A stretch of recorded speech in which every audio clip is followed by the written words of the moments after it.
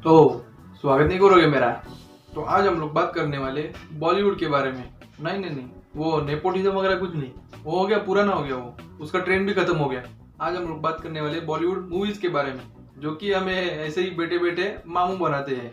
Public को बेवकूफ बनाना कोई इनसे सीखे, सीखिए इनसे सीखिए। और खास करके बिग बजट ब्लॉकबस्टर वाले फिल्म, हम दिल दे चुके सनम, जिंदगी ना मिलेगी दोबारा, थ्री इडियट्स, थ्री इडियट्स, दिल वाले दुल्हनिया ले जाएंगे, प्यार का पंचनामा, कोई मिल गया। वैसे कोई मिल गया में भी बहुत मजा आने वाला है, इसलिए आप मेरे साथ वीडियो में बने रहे। रावण, एक विलन, आशिकी 2। तो आज हम लोग यही 9 मूवीज के बारे में बात करने वाले, जो कि हम जैसे पब्लिक को ऐसे एकदम सीधा सीधा बेवकूफ बनाते आ रहे हैं। तो ये सब देखने के लिए बने रहे वीडियो में मेरे साथ एंड तक। Number 1, three idiots. कैसा? अब आप मुझसे पूछोगे कि थ्री इडियट्स में ऐसे कौन सी मिस्टेक्स है। मिस्टेक्स तो बहुत है, बट मेरे आंखों के सामने 3 मिस्टेक्स आ गए। Three idiots, 3 big mistakes. आप ये बात तो जानते ही होंगे कि ये मूवी पूरी की पूरी फ्लैशबैक में थी। मिस्टेक नंबर 1, आपको बेबी डिलीवरी का सीन याद है ना? वो वैक्यूम क्लीनर से डिलीवरी की थी, तो वो प्रिया मैडम कंप्यूटर से रणछोड़ दास को ये दिखा रही थी कि बेबी डिलीवरी कैसे करे। लेकिन एक मिनट, उस टाइम यूट्यूब कहाँ था? वहाँ यूट्यूब का लोगो क्यों है फिर? बेबी डिलीवरी के टाइम तो यूट्यूब था भी नहीं, क्योंकि ये पूरी मूवी फ्लैशबैक में दिखाई थी। तो फिर उस डॉक्टर प्रिया ने कैसे वो 6 साल पहले यूट्यूब का वीडियो दिखाया। मिस्टेक नंबर 2, वो बेबी डिलीवरी के बाद का सीन याद है आपको? जब वो फरहान अपने कैमरे से वो फोटो खींच रहा था, तब उसको लगा था कि वायरस उसके पोते को बोलेगा कि तू बड़ा होकर इंजीनियर बनेगा। लेकिन एक मिनट, पोता? लगता है उस मूवी में पूरा का पूरा वायरस भरा हुआ है, क्योंकि वो बच्चा तो उसकी बेटी का था, ना कि बेटे का। और बेटे का होता तो पोता बोलते, वो तो उसकी नाती हुआ ना। मिस्टेक नंबर 3, वो पिया के मंगेतर सुहास। अब आप मुझे बोलोगे कि इस बेचारे सुहास ने क्या किया है।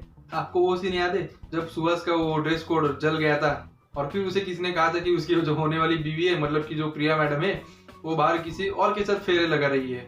और फिर हमें ये सीन दिखाते हैं कि वो सुहास बाहर से आ रहा है, मेन गेट से अंदर आ रहा है। अब मैं आपसे एक सवाल पूछूंगा, वो भी यशराज मुखाते की स्टाइल से। जब सुहास उसके अपने रूम के अंदर था, तब प्रिया बाहर फेरे ले रही थी। जब सुहास चिल्लाकर बाहर गेट से अंदर आया, तो फिर भाई उस कमरे में कौन था? नंबर 2, प्यार का पंचनामा। अब मैं आपसे एक सवाल करता हूँ कि ये जो तीनों दोस्त थे, वो ढाबे में खाना खाने आए थे तो बाइक से आते हैं, और फिर खाना वाना पेट भर खाने के बाद, दारू सिगरेट पीने के बाद ये जीप से कैसे जाते हैं? फिर खाना खाते खाते इनकी ये बाइक जीप में बदलती है। वाह, अब इसका आंसर तो वो डायरेक्टर साहब ही दे सकते हैं। नंबर 3, कोई मिल गया। हम लोग बोल सकते हैं क्रिश, क्योंकि ये कोई मिल गया का ये सीन हमें क्रिश में दिखाया था। अपना छोटा रोहित कब बड़ा हो गया और कब बाप बन गया, ये हमें कुछ भी नहीं मालूम, और वो बाप कैसे बना ये भी नहीं मालूम। रुको जरा, मैं आपको सब कुछ समझाता हूँ। आपको वो सीन याद है? हमें वो फ्लैशबैक में दिखाया था कि वो टाइम मशीन बना रहा है, मतलब कि फ्यूचर देखने वाला कंप्यूटर बना रहा है। तो अपना ये रोहित 2 सालों से फ्यूचर देखने वाला कंप्यूटर बना रहा था। तो फिर उसकी बीवी निशा कहाँ से और कैसे प्रेग्नेंट हो गई? खत्म, बाय बाय, टाटा, गुड बाय, गया। तो अगर वो रोहित वहां गया ही नहीं, तो उसके पेट में वो 2 सालों से किसका बच्चा पाल रही थी? कोई जादूगर आया था क्या? जादूगर है क्या? तेरे घर पे जादूगर आया था क्या? तेरी माँ गई थी जादूगर के पास? Number 4, the mega blockbuster movie, Hum Dil दे चुके सनम। आपको ये याद है कि नहीं मालूम नहीं कि ऐश्वर्या अपने अजय देवगन के साथ, मतलब सो कॉल्ड पति के साथ हनीमून में जाती है। किधर? इटली में। और बीच रास्ते में उनको शायद भूख लगी होगी, तो वो खाना खाने किसी रेस्टोरेंट में जाते हैं। और वो जिस रेस्टोरेंट में जाते हैं खाना खाने, वो रेस्टोरेंट तो हंगेरी में है। जानता हूँ आपको मुझे विश्वास नहीं है, मैं सबूत साथ लेके आया हूँ।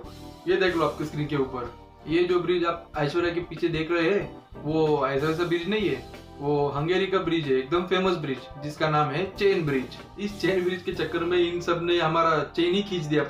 पूरी मूवी हंगरी में शूट किया, और हमें क्या बोला कि हम लोग इटली में गए शूटिंग के लिए। नंबर 5, जिंदगी ना मिलेगी दोबारा। इसमें बस छोटा सा ही सीन है, ज्यादा कुछ नहीं। एक सीन में हमें ये दिखाया गया है कि कैटरीना कैफ पिंक ड्रेस में है, और फटाक से उसका ड्रेस मरून कलर में कैसे बदल गया। बस यही है और कुछ नहीं है। नंबर 6, दिल वाले दुल्हनिया ले जाएंगे।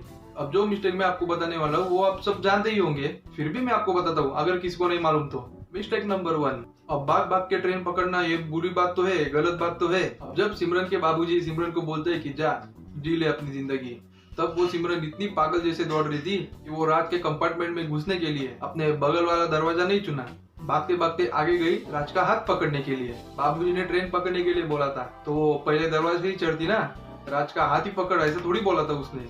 मिस्टेक नंबर 2, वो जब सिमरन भाग रही थी तो उधर टीसी भी खड़ा था, वो तो मस्त ऐसे खड़ा होकर देख रहा है ये क्या हो रहा है। अरे भाई वो बिना टिकट के ऊपर चढ़ रही है, फाइन मार दी उसको। You are right, number bro. 7, Ravan.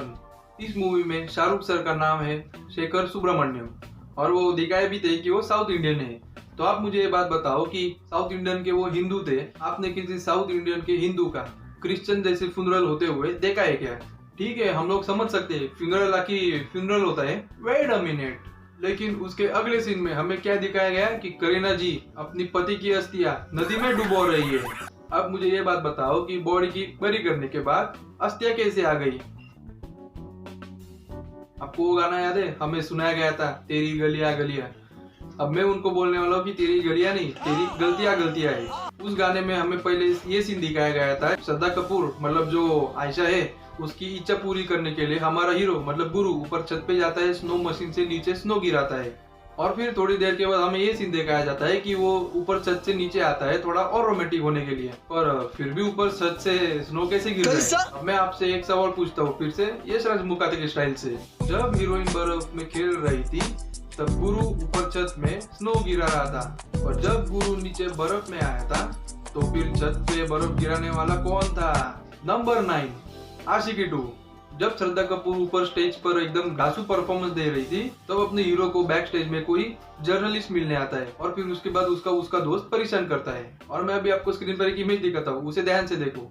ये तीनों बंदे आपको दिख रहे हैं, ये अभी 2 सेकंड पहले स्टेज पर परफॉर्मेंस कर रहे थे आरोही के साथ, तो फिर वो 2 सेकंड के बाद ऐसे फटाक से बैक स्टेज में कहाँ से पहुंचे? और वैसे भी परफॉर्मेंस जा रही है तो तीनों इधर भी और उधर भी लाइव परफॉर्मेंस के बीचों बीच ये तीनों यहाँ से बैक स्टेज में पहुंचते हैं। तो बस आज के लिए इतना ही काफी है। मैं मूवीज एंटरटेनमेंट के लिए देखता हूँ, मिस्टेक्स के लिए नहीं देखता। तो वीडियो पसंद आया तो एक लाइक जरूर करना। इन 9 मूवीज में से आपको कौन सी गलतियां पहले से ही मालूम थी मुझे नीचे कमेंट बॉक्स पे जरूर बताना और इस वीडियो को ज्यादा से ज्यादा शेयर करना क्योंकि लोगों को भी पता होना चाहिए कि ऐसे कैसे बेवकूफ बनाते हैं हम जैसे पब्लिक को। सो मिलते हैं अगले वीडियो में, तब तक के लिए जय हिंद, जय महाराष्ट्र।